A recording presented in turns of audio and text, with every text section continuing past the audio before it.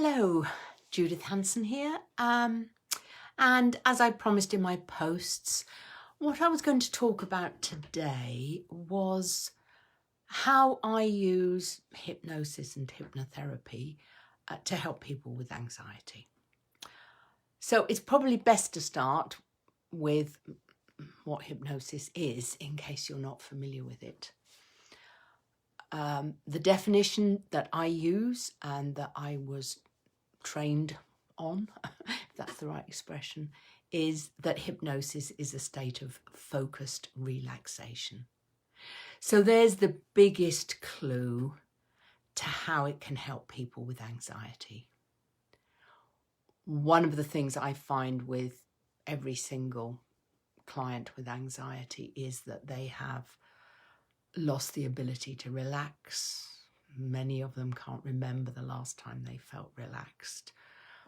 So my purpose in the very first session is to give them a really relaxing hypnosis session. And pretty much 100% they come out of that saying, oh, that was lovely. Oh, I've been so relaxed for so long. Now, some people are disappointed with that description because they're looking for something much more extreme, I think. They're looking for me to zonk them out in some way and for them not to be aware of anything and me to take control of their brain and just sort it out for them. It isn't like that. And most people are relieved that it isn't like that. And people with anxiety are relieved because they already feel they've lost control in their minds, that the anxiety's taken over and is running their lives. So the last thing they need is me taking control as well. So, and I'm really, really glad, and I say this to every single client and prospective client, I'm really glad that I don't have the ability to take over their minds and that nobody else does either, because A, we might get it wrong, and B, other people might do it with less good intentions than I am doing it with.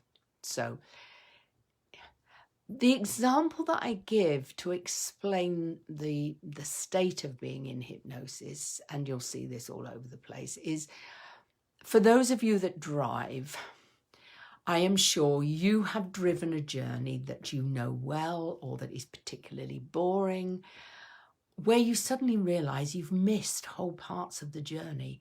I've done this on the M6 and suddenly thought, I have no idea where I am. I've no idea what the last junction was that I passed. And that is our mind naturally taking itself off into a different state. Generally, we're not aware of what we're doing, although we're driving the car quite safely.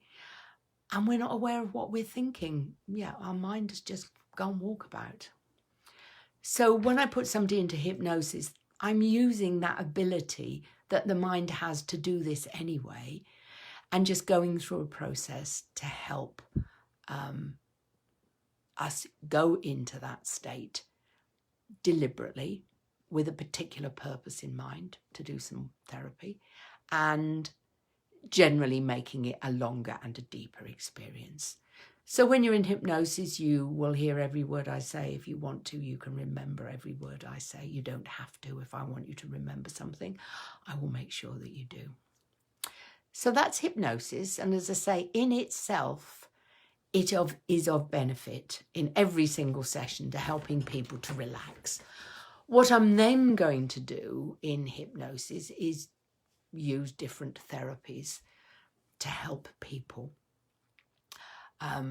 to feel better now and to teach them things that they can do to help themselves in the future. So if the anxiety starts creeping back, then they have something that they can do to stop it from developing to its worst. So every single client, unless they don't want it, I will teach self-hypnosis too. So they have the ability to put themselves into a relaxed state without my involvement. I frequently give people guided sessions because it's sometimes hard when you're really anxious and until you've practiced it a lot to get yourself into self-hypnosis. And then in hypnosis, I'm trained in cognitive behavioral hypnotherapy.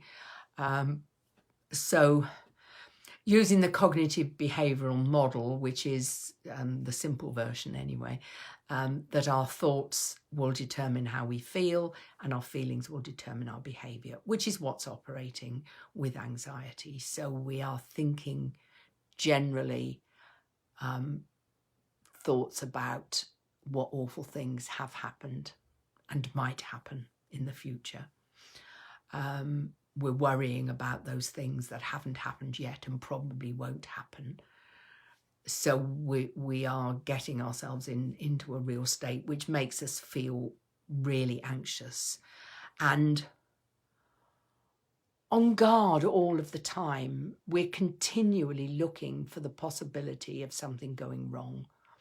And therefore, you know, we are on a state of high alert all the time, which has physical effects as well as mental effects. So in hypnosis, we can break that cycle because it is a downward spiral. We can break that cycle. I don't do much behaviourally. Generally, it's trying to stop the thoughts or trying to stop the feelings or trying to get rid of the thoughts or the feelings, using people's amazing imagination. So there's a whole variety of ways that I can do this, so they then can get rid of them with me and have a technique later on that they can use in hypnosis, or techniques that they can use out of hypnosis to help them to stop it getting bad again. If you would like to sample a nice, relaxing hypnotherapy session, there is one on my website. I will put the link in the comments below, but it's an easy one to remember. It's judithhanson.co.uk. If you go to the tab for online programs, the first thing on that page is a hypnotherapy relaxation session. And also on there is a mindfulness meditation.